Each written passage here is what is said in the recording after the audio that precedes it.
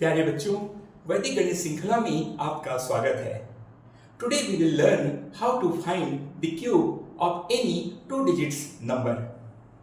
आज हम ये सीखेंगे कि कैसे किसी भी दो अंकों की संख्या का घन या त्रिघात निकाला जाता है।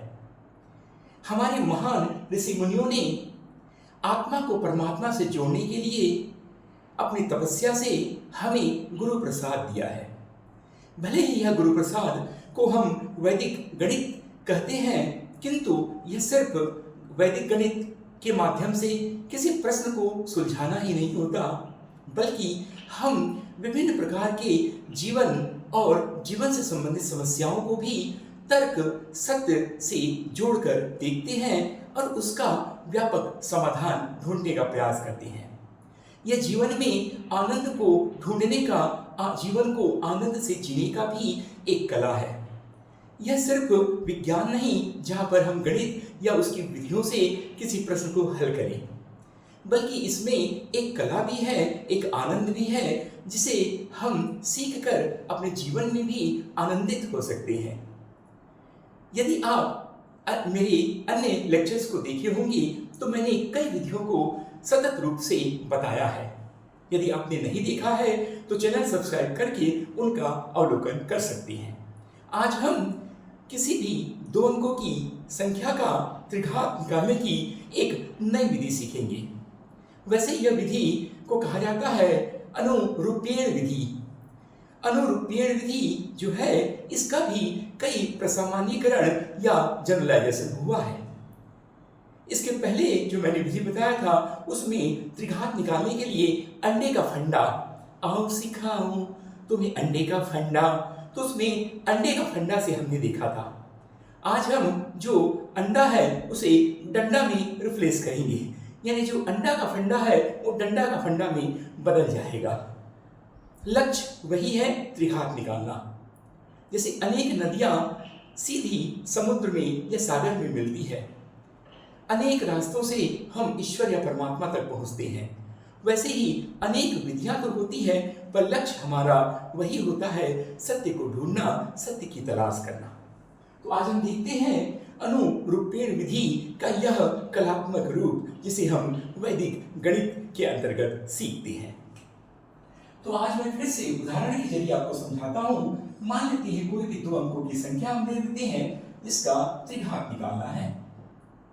आप देख सकते हैं यहाँ पर दो अंकों की संख्या इकाई व दहाई 13 मैंने लिया है, जिसका त्रिघात करना है। यानी अगर आप समय बर्बाद करते हैं तो इसका 3 बार गुणा करते हैं। बात ये नहीं है कि आपको 3 बार गुणा करके बहुत जल्दी से समाधान मिल जाता है। बात सिर्फ ये है कि जब आप कोई नई विधि सीखते हैं तो यह हमारी ब्रेन को भी डेवलप करता है। ब्रेन में भी कई ऐसे न्यूरॉन होते हैं जिसको वो जागृत करता है। और मेन बात ये भी है कि 13 को 3 बार गुणा तो हर कोई करता है, लेकिन 13 के त्रिघात को निकालने के लिए यदि आप कोई नई विधि ढूंढते हैं, नई विधि सीखते हैं, तो इससे आप आनंदित भी होते हैं। और आनंद का कोई मूल्य नहीं होता, वह अमूल्य होता है। तो चलिए देखते हैं कि यह अंडे का फंडा नहीं, यहाँ पर डंडे का फंडा है। तो हम यहाँ पर 4 डंडा बना देते हैं। ये 4 डंडा, और यहाँ एक और कह सकते हैं, ये 4 डंडा। 4 डंडे को आप 3 लाइन या 2 लाइन में बांट दीजिए, कोई दिक्कत नहीं। तो आप देख सकते हैं कि बड़ी रोचक और रोमांचक तरीके से आपको यह विधि समझाई जा रही है। आप कोई भी YouTube चैनल देखें, आपको इस प्रकार का प्रस्तुतिकरण नहीं मिलेगा। यदि मिलेगा तो भी वह इस रूप से, इस वर्गाकार या सेल फॉर्म में नहीं होगा। तो आप इसे बड़ी आसानी से रोचक और मनोरंजक तरीके से सीख सकते हैं। तो चलिए हम देखते हैं यहाँ करना क्या है।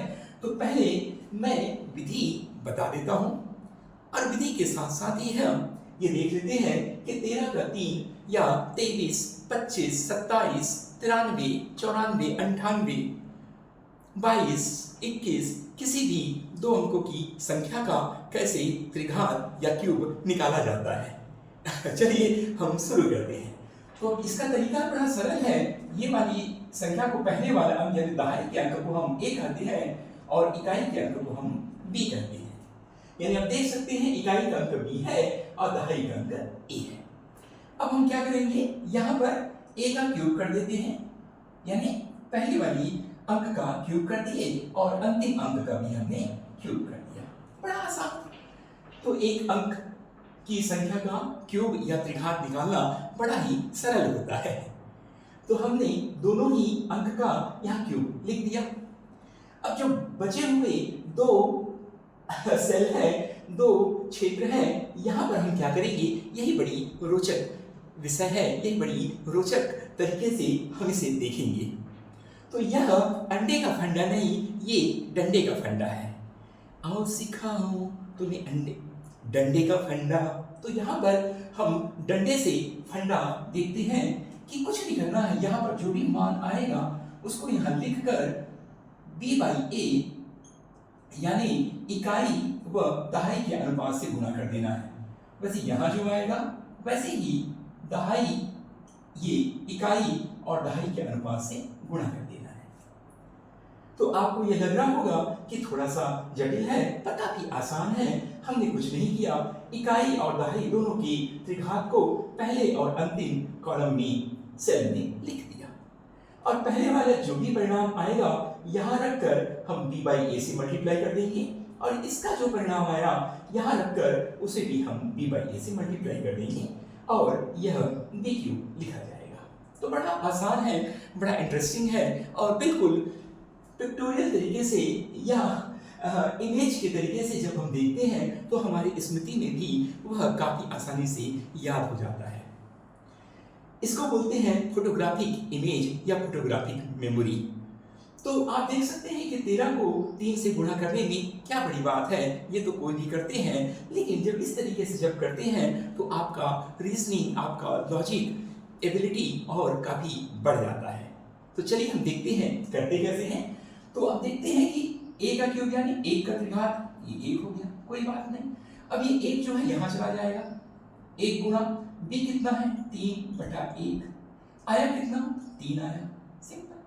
अब यहाँ पर 3 को फिर इधर ले जाएंगे, मैं बिल्कुल जैसा विधि लिखा हूँ वैसा ही यहाँ पर करता जाता हूँ ताकि आप देखेंगे कि विधि और इसमें कोई अंतर नहीं होगा। ठीक है, तो अब हम देखते हैं, यहाँ पर 3 लिखते हैं, 3 गुणा b/1 फिर से 3/1 होगा, तो ये 3 तिया ये हो गया 9 और यहाँ पर b का त्रिघात यानी 3 तिया 9 तिया 27 ये आ गया।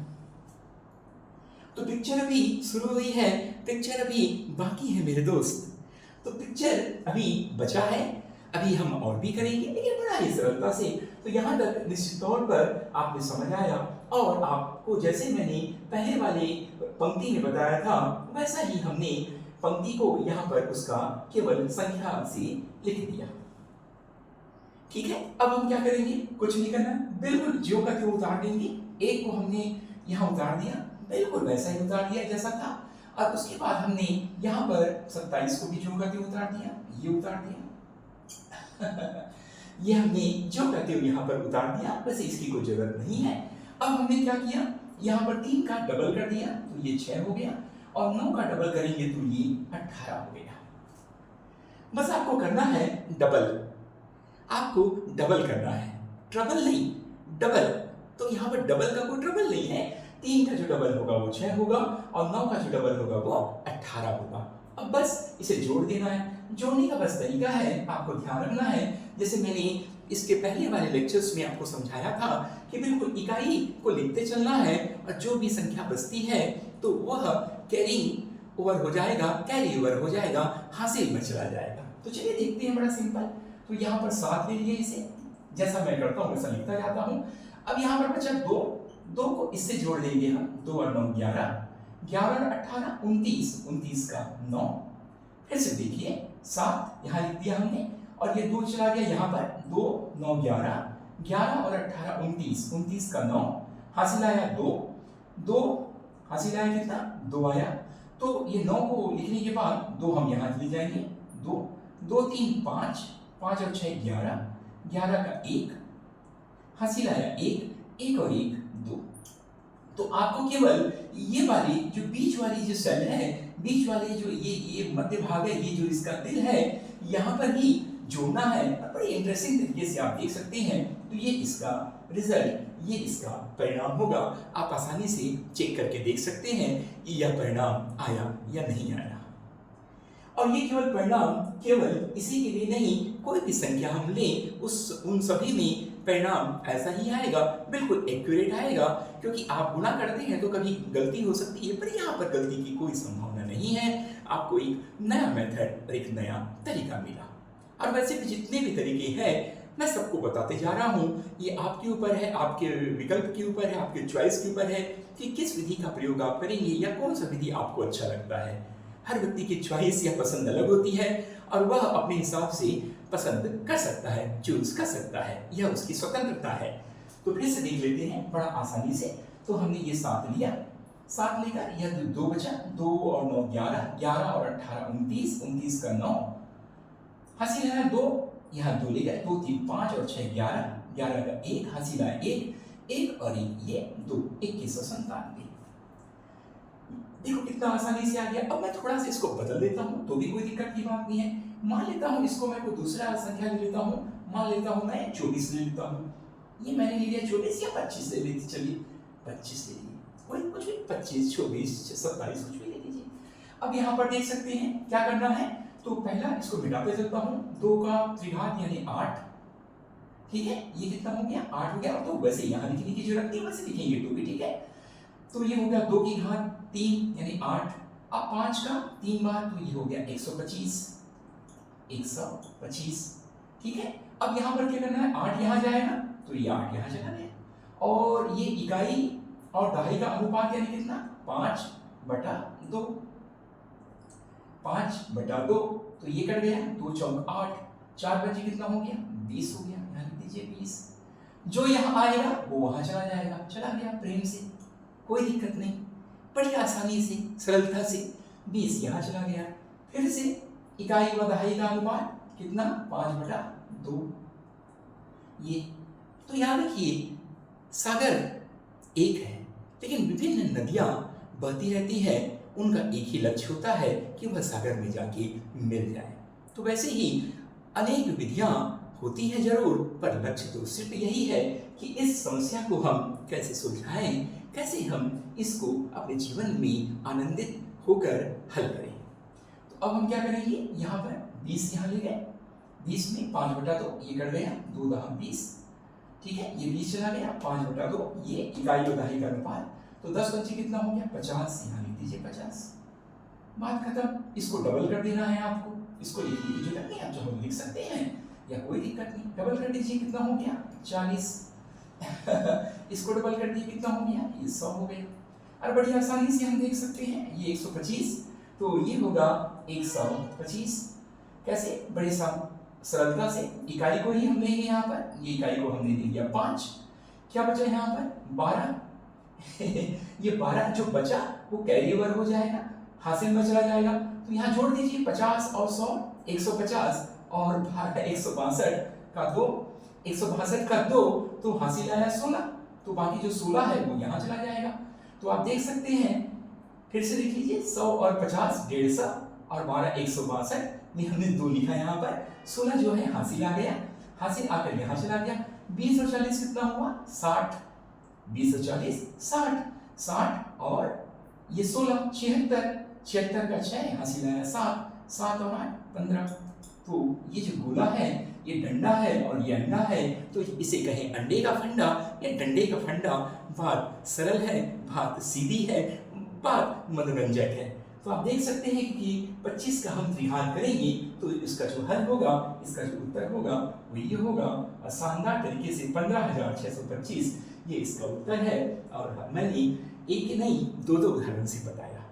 आशा है आपको समझ आया होगा। अगर समझ नहीं आया है आप कमेंट बॉक्स में अपनी प्रश्न समस्या भेज सकते हैं या डिस्कस कर सकते हैं।